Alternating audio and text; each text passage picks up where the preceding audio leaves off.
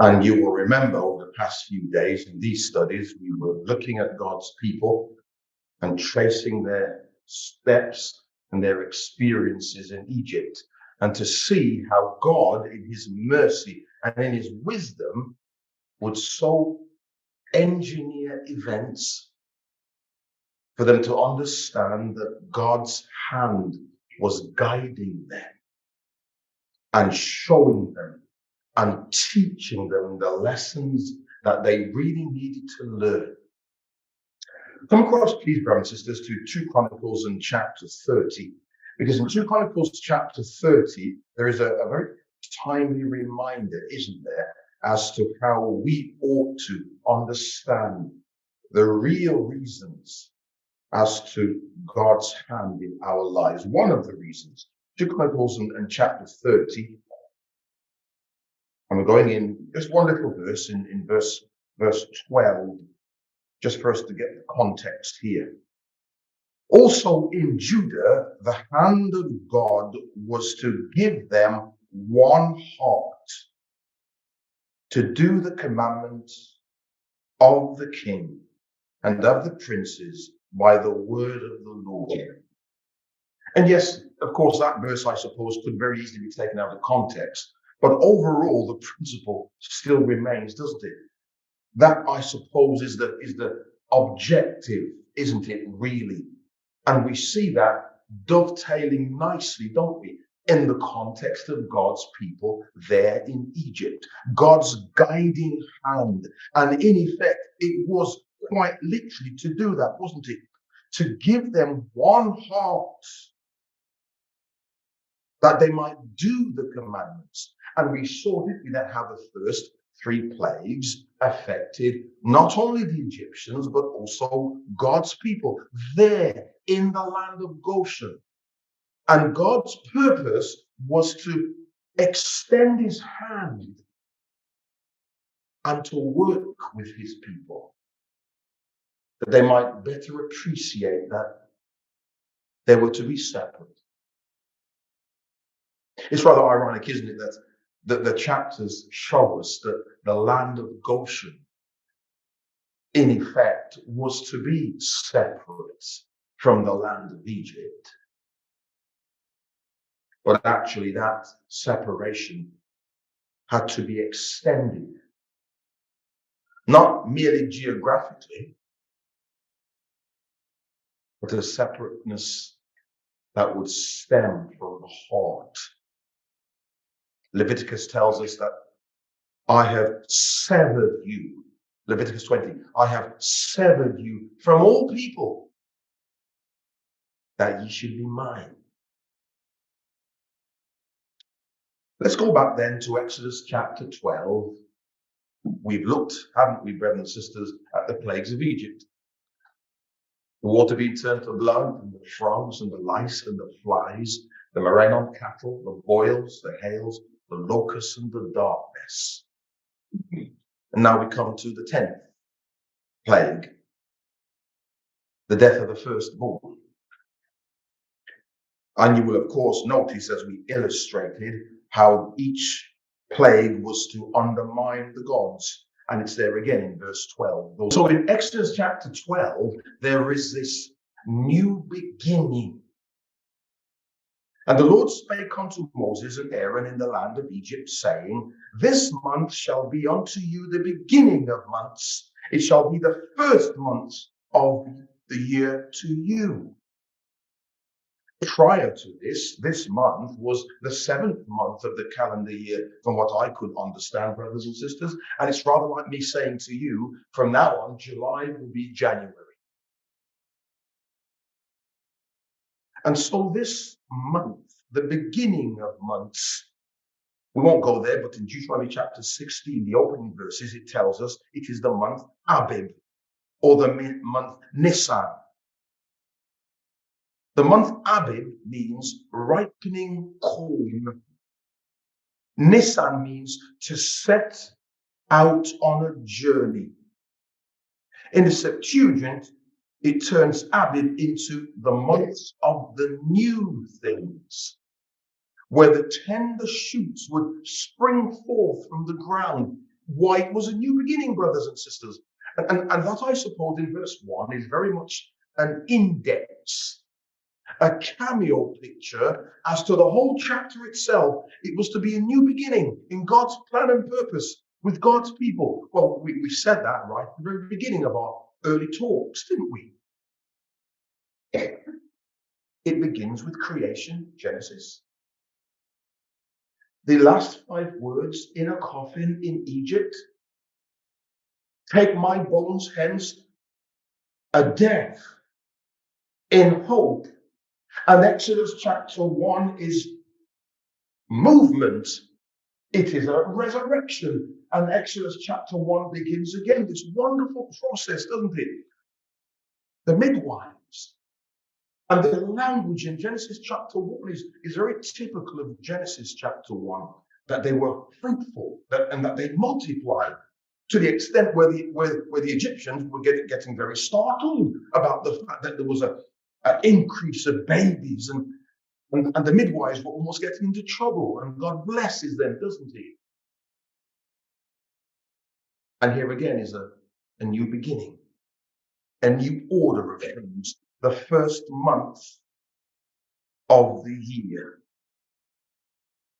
And we ought to choose now a lamb or a kid of the first year. Choose it upon the 10th day, lay it up until the 14th day at even, and then slay it. I understand, brothers and sisters, that this Passover lamb that was chosen would have been taken into the family. And for that period of time, they would see if there was anything that was amiss within this lamb, any spot or blemish, it would be seen. There was the idea, history tells us, that possibly the children would take this lamb right into their very family living and life. They would play with it. It would become a part and parcel of the family. And on the 14th day, it was slain. And then in a very real way, the sense of loss of this creature, which had become an integral part of their family, they would have to kill it. And they would have to take its blood and put it upon the doorpost and upon the door lintel. And the feelings of loss. And how to explain it to the children.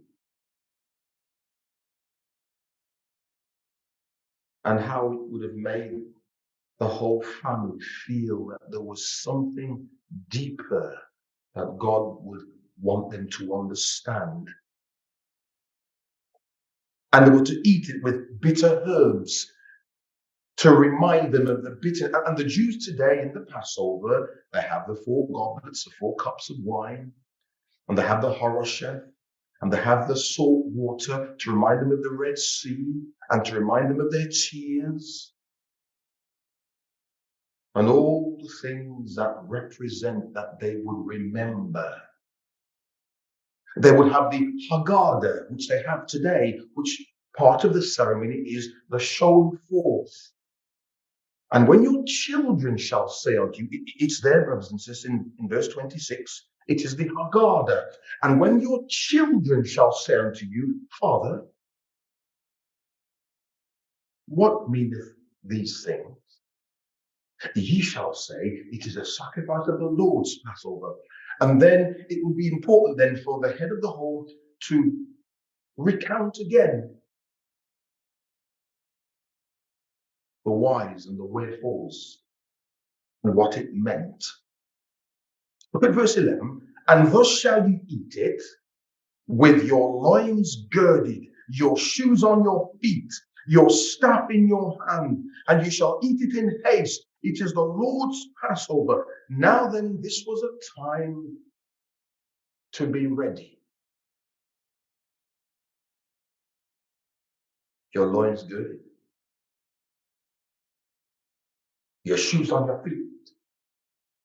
Your staff in your hand. This now, brothers and sisters, this Passover meal was to be a catalyst to propel them forward in faith.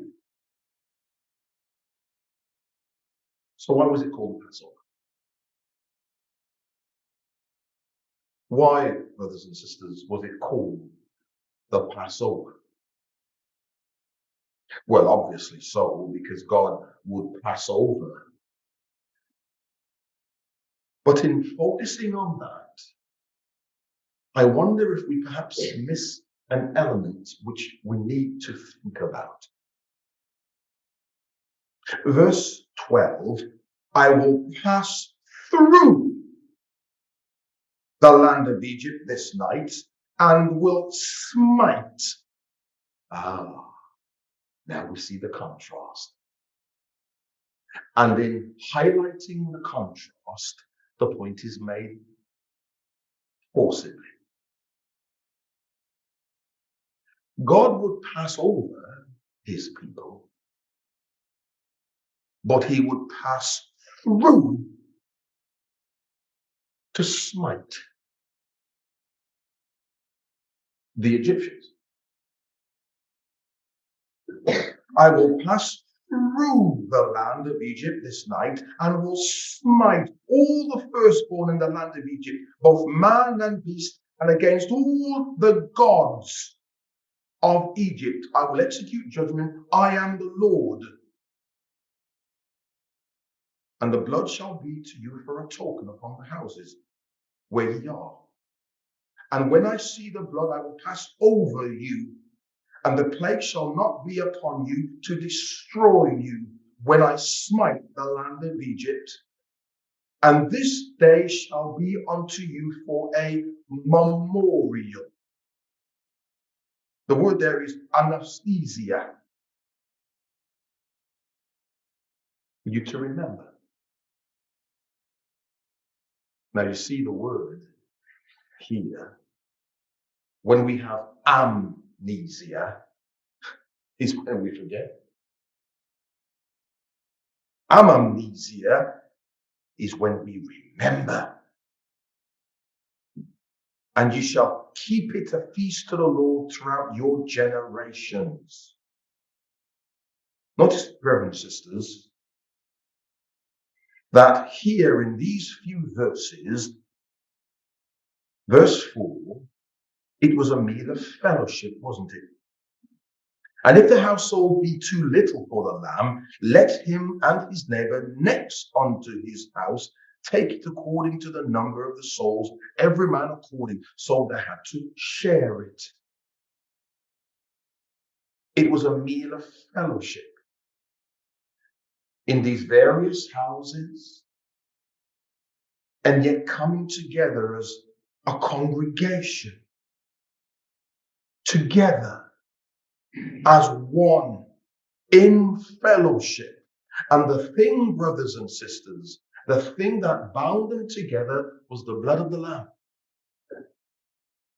We know in this chapter that they were commanded not to leave the house. It was a household of faith, wasn't it? For they would see the blood upon the doorposts and upon the lintel, and they were commanded not to leave the house. They were covered by the blood of the Lamb. Don't leave the house. Stay within the household of faith. And then we come down, notice, to verse 18.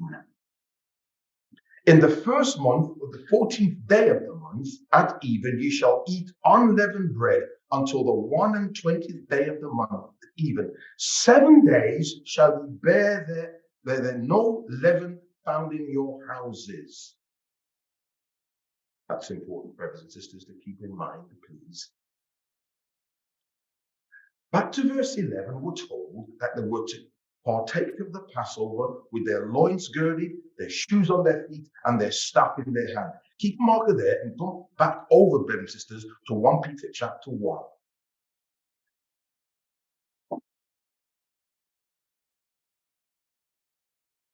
In 1 Peter chapter 1, we have the wonderful principles that are coming out. In 1 Peter chapter 1 and verse 7, we talked about this in the week. In Deuteronomy chapter 6, it describes Egypt as the furnace of affliction. 1 Peter chapter 1, verse 7. That the trial of your faith, being much more precious than of gold that perisheth, though it be tried with fire, might be found unto praise and honor and glory at the appearing of Jesus Christ. Verse 13, wherefore gird up the loins of your mind. It is in the battle of the mind, to the pulling down of strongholds, Corinthians tells us. All that elevates itself above God. Wherefore gird up the loins of your mind. Be sober and hope to the end for the grace that is to be brought upon you at the revelation of Jesus Christ. What a picture, brothers and sisters. In the Old Testament, they were to gird up the loins with their shoes on their feet and their staff in their hand, and they were to go forward in faith. And now we ought to gird up the loins of our mind, have our minds ready to be receptive of God's word. But there is something else. As obedient children, and I wonder if, as Peter is writing these words, guided by the Spirit, of course, if he's thinking about that incident we mentioned yesterday, you will recall, in Exodus 32, when Aaron fashioned it, the graving tool, the calf, which represented Egypt in so many ways. And obedient children, not fashioning yourselves according to the former lusts in your ignorance, but as he which hath called you is holy, so be ye holy in all manner of conversation. And what follows in verse 16 is a lovely study in itself. When the scripture gives you half quotations,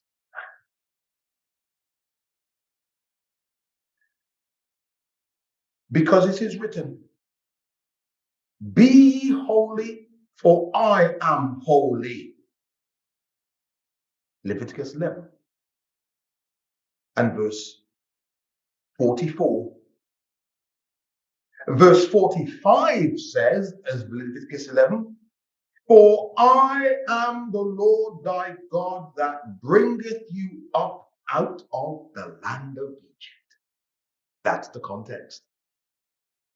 And that's what we said. That's what we've been saying to our young people, brothers and sisters, throughout this week. We must allow Scripture to interpret Scripture. And if we do that, we won't go far wrong. That's the context. For if ye call on the Father, who without respect of person, well, is that an indirect reference to the death of the firstborn? What does it say? To the one that sat on Pharaoh's throne, to the person who sat in the mill, everyone would perish. Verse 17. Who passed the time of your sojourning here in fear, for much as you know that you were not redeemed with corruptible things as silver and gold from your vain conversation received by tradition from your fathers, but with the precious blood of Christ. Now let's ask ourselves a question, brothers and sisters. What corrupts more than blood? I cut my finger.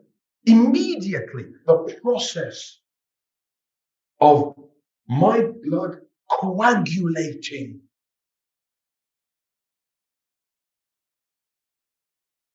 What corrupts quickly than blood? As soon as the oxygen hits it, and we may understand the process. But notice how the writer turns the whole thing upside down. For we are not redeemed with corruptible things as silver and gold. In our first session, we looked at a picture of Tutankhamun's golden head dress. 4,000 years, brothers and sisters. And they retrieved it and they cleaned it up. It looked as good as new. But we have been redeemed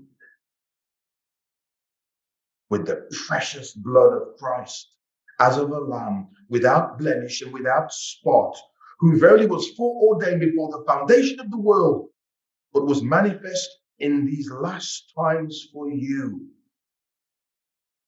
It's in the context, isn't it, brothers and sisters, of the Passover. Come back, please, to Exodus chapter 12, verse 18. This aspect of this unleavened bread.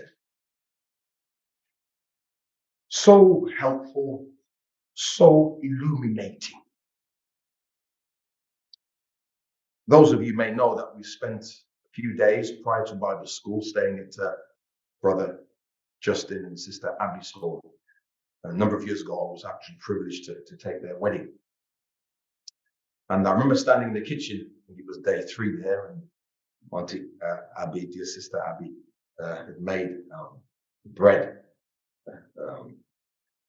And just talk me through the process as to how she made this bread with the fermenting agent and the yeast and so on and so forth.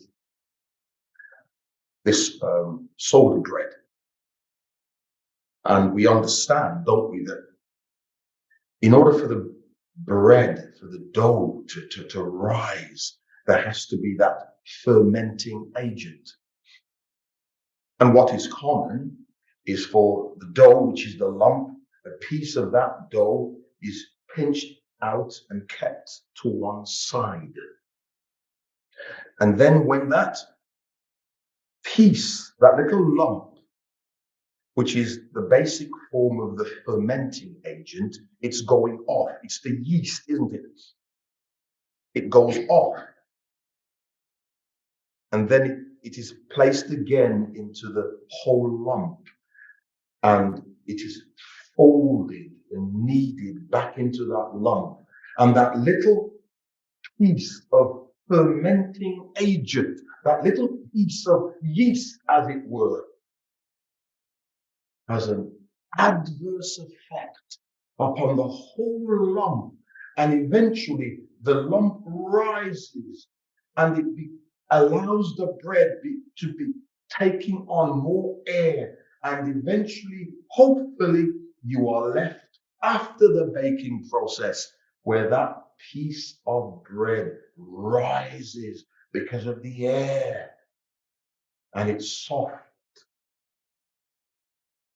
and light. So with that principle in mind, brothers and sisters, come across please to 1 Corinthians in chapter 4. Because in 1 Corinthians chapter 4, the Apostle Paul underlines this very same principle. 1 Corinthians in chapter 4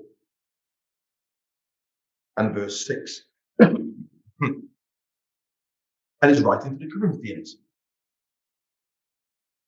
And these things, brethren, I have in a figure transferred to myself and to Apollos for your sakes, that ye might learn in us not to think of men above that which is written, that no one of you be puffed up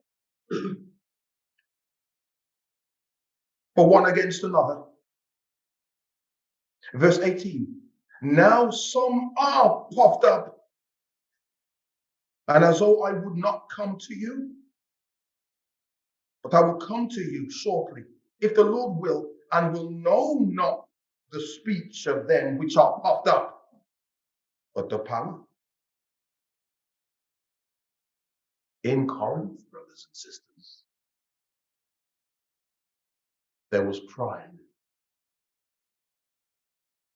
There was an overinflating of oneself. The pride which had affected the whole ecclesia. It is commonly reported that there is fornication among you, and such fornication as is not so much as named among the Gentiles, that one should have his father's wife, and ye are puffed up, and have not rather mourned that he which hath done this deed might be taken away from among you. Verse 6, your glorying is not good. Know ye not that a little leaven, a little fermenting agent, a little yeast, leaveneth the whole lump? It's like that within the ecclesia, brothers and sisters. A little bit of badness, for want of a better phrase, that fermenting agent, once folded into the ecclesia, has an adverse effect on the whole lump. And it causes it to rise and to spread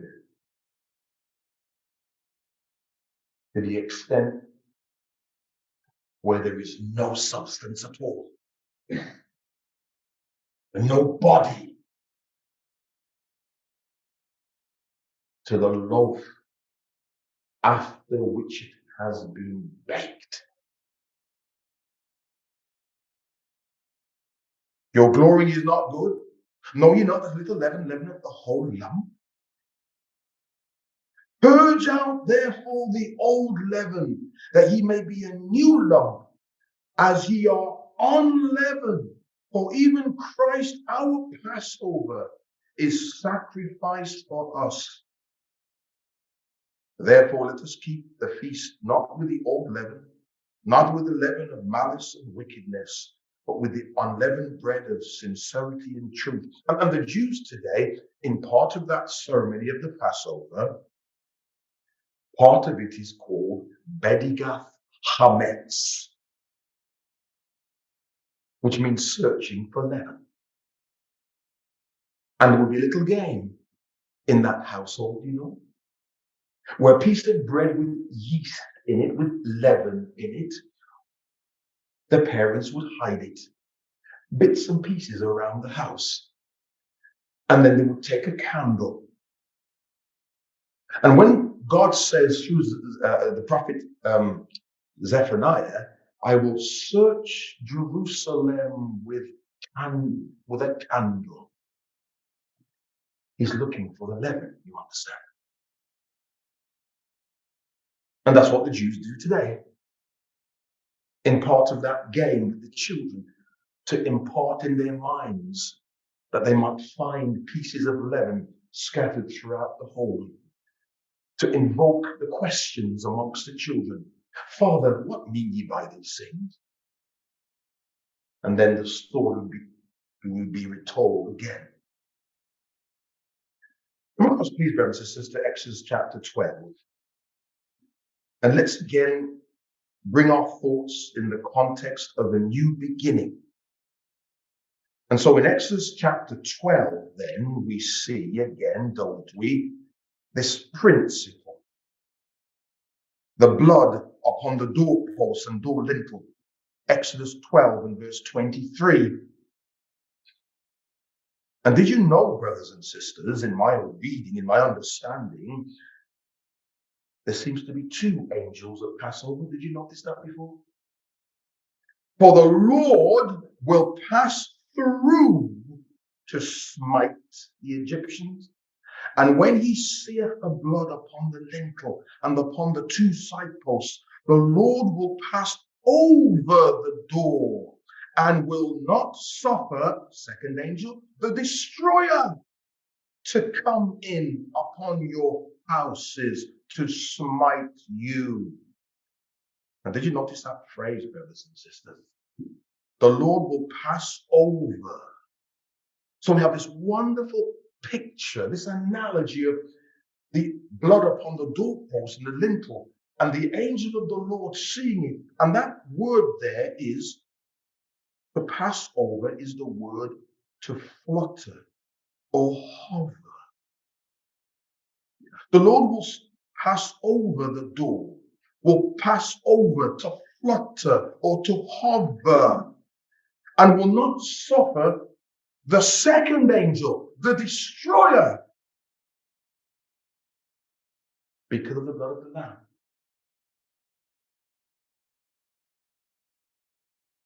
The angel of the Lord above the houses, and would not suffer the destroyer to destroy the firstborn. And we're right back to Genesis again, aren't we? It is the same phrase used, the same word in Genesis chapter 1. In the beginning, God created the heavens and the earth was without form and void, and darkness was upon the face of the deep. And the Spirit of God moved, hovered, fluttered, poised, brothers and sisters, back there in Genesis, poised to begin his creation. And so also, the angel of the Lord, poised again to continue his work with his people in their creation, in their resurrection, in their movement, as Exodus means.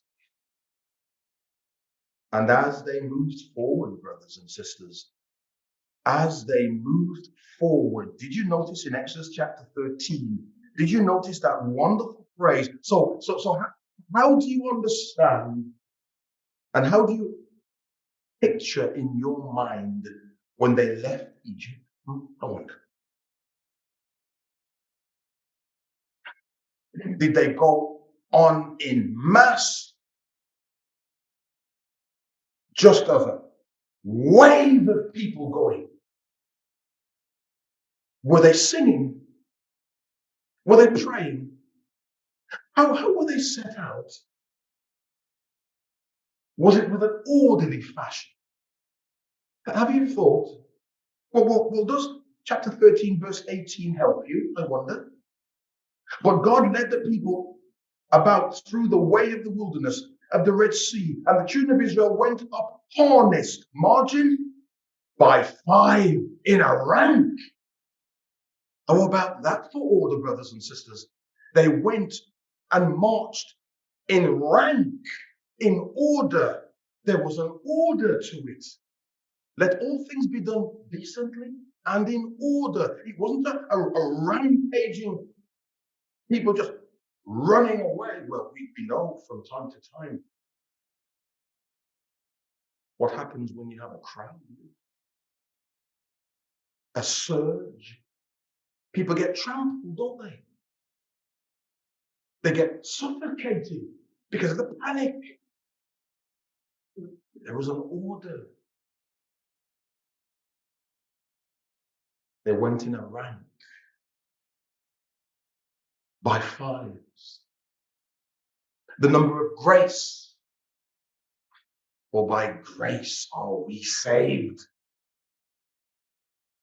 in order. What a wonderful picture, brothers and sisters, of the saints. Going in the knowledge that God had been with them and guided them and protected them and done all that was necessary for them. And then we come to Exodus chapter 14, verse 10.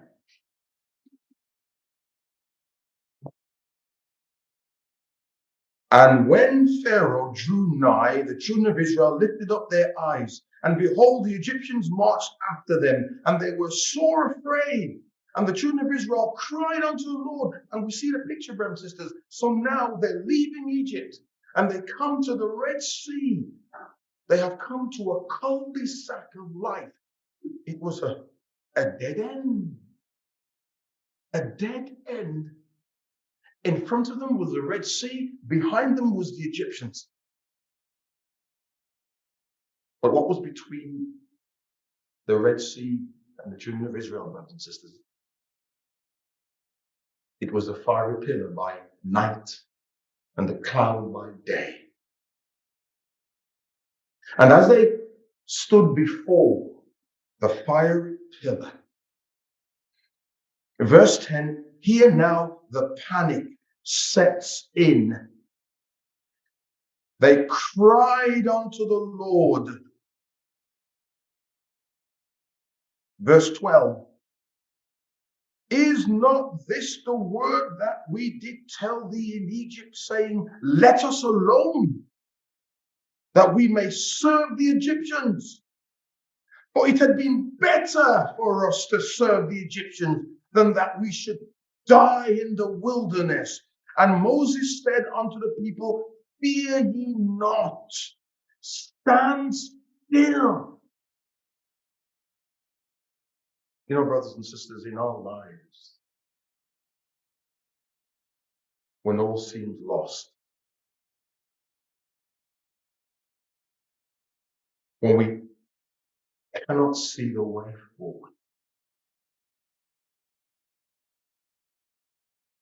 where there is heartache, and everything seems so confusing, everything seems to be so at odds with what God has brought me to see. And I'm struggling. I am struggling, Lord. I just cannot make sense of it. Well, sister, brother, may these next few verses help you.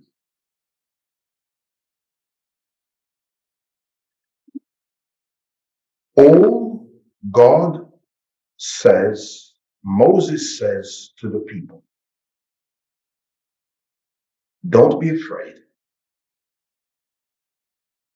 and stand still. Oh, there's something else. And see.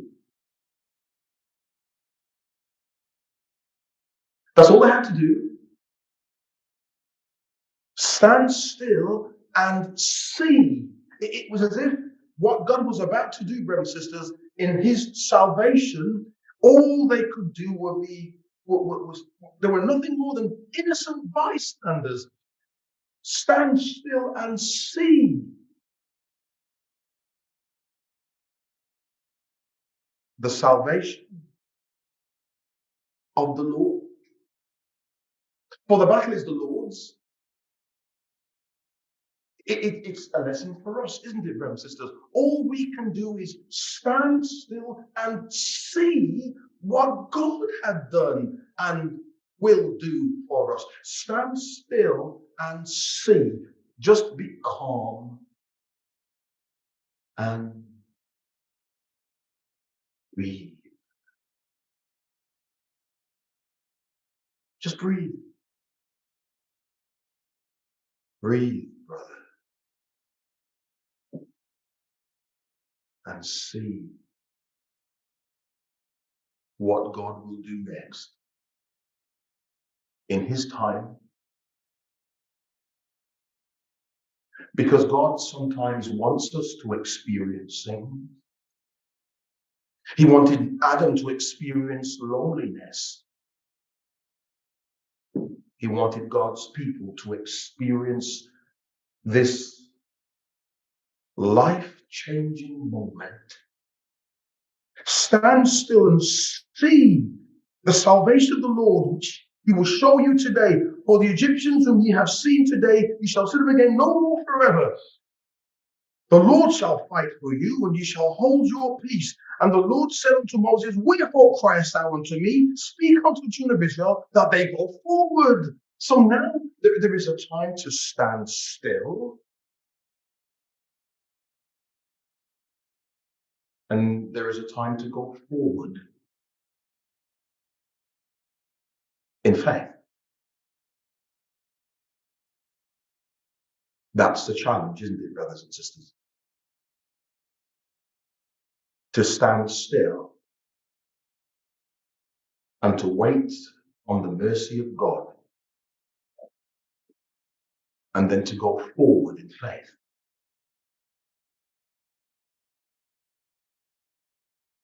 Now we understand in the New Testament how the Apostle Paul illustrates this beautiful thing.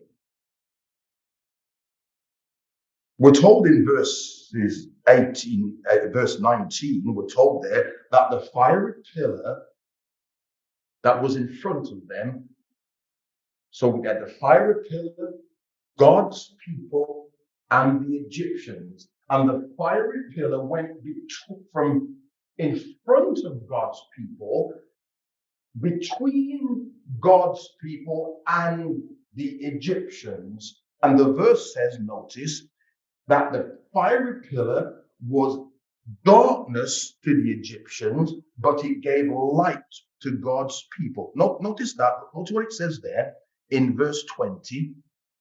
And it came between the camp of the Egyptians and the camp of Israel, and it was a cloud and darkness to them, but it gave light by night to these. Notice the position of God. It gave darkness to them, but gave light to these. Because God is present over these people. And what a wonderful thing, brothers and sisters. If we had time, we haven't got time, but those of you who are making notes, you might like to look at Genesis chapter 15. Because actually, Genesis chapter 15, remember the incredible experience that Abraham had? Where the lamp passing between, and there was a horror of great darkness. You remember that? In your spare time, brothers and sisters, please make a comparison between the two. It is the cutting of the covenant. From Genesis chapter 15. And as it were, brothers and sisters, as the pillar goes through the water, there is a cutting of the covenant again. The comparisons are quite remarkable, brothers and sisters, with Genesis chapter 15. The horror of great darkness that will befall upon the Abraham and upon the descendants of his people.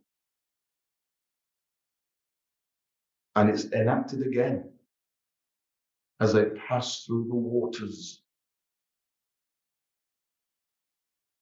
And then the waters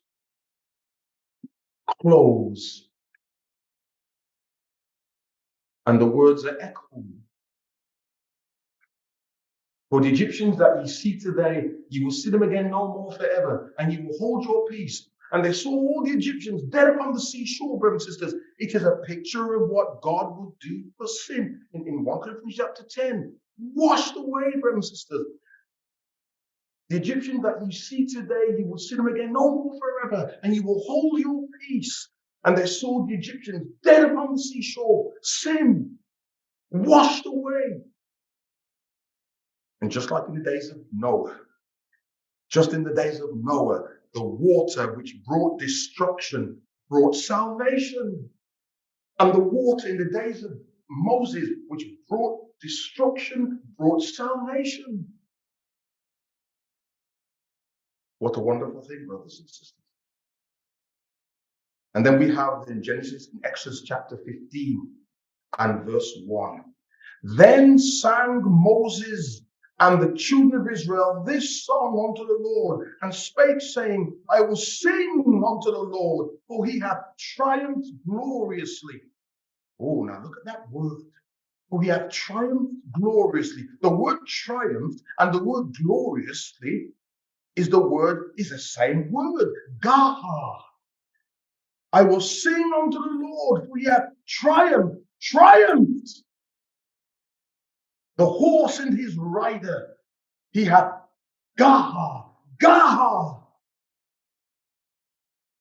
The horse and his rider hath he thrown into the sea. The Lord is my strength and song. He is become my salvation. He is my God, and I will prepare him an holy habitation for my Father's God, and I will exalt him. That's, brothers and sisters, that's where salvation ends. That's where it brings us, brothers and sisters. It brings us into fellowship with God. I will prepare him an habitation. What a thing, brothers and sisters. What a thing that is. And they sang a song, didn't they? And verse 20, and Miriam, the prophetess, the sister of Aaron, took a timbrel in her hand, and all the women went out after her with timbrels and with dances. And Miriam answered, sing ye to the Lord, for he hath triumphed gloriously. The horse and his rider hath he thrown into the sea. So notice then in verse 1, that's what Moses says. Sing unto the Lord, he hath triumphed gloriously. The horse and his rider hath he thrown into the sea. So Moses begins a song, and when he ends a song, Miriam begins a song, and maybe there was the way in which it was around, whereby Miriam sang and the women sang. Moses had led the singing, Miriam repeated it, and the other women possibly repeated it as well. And so there's this wonderful picture then of God's hand, which had done so many things. God's hand, brothers and sisters, in their lives. Notice what it says.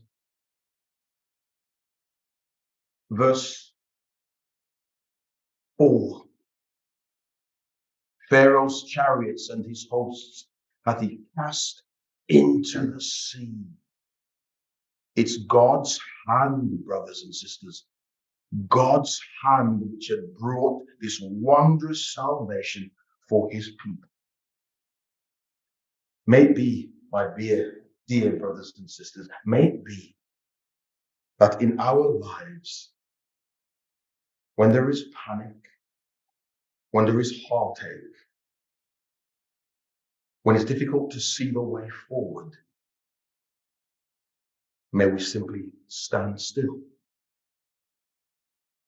and see the way open before us.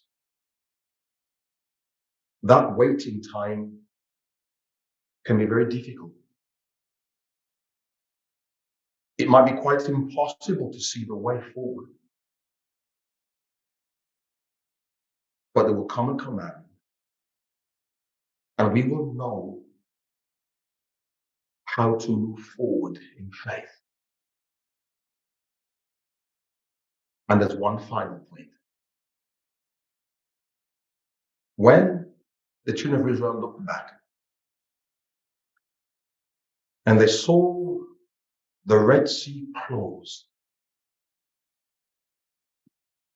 it was a final reminder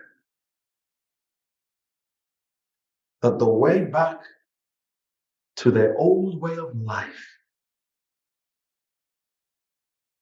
was no longer open. Their way back to Egypt was no longer available.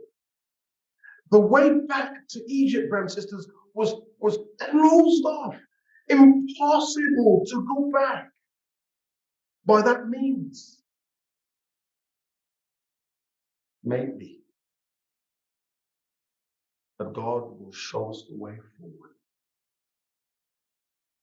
through the tears, through the anxiety, through not understanding what God has in store. Just go in faith. Go forward. Go forward.